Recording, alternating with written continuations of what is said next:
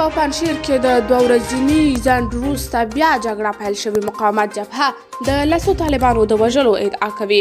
په پنجشیر ولایت کې سیمه ییزې سرچینې وایي په پنجشیر کې د مقاومت جبهې د ځواکونو او طالبانو ترمنځ له 2 ورځني وقفې وروسته ظاهرا جګړه نن بیا پیل شوه.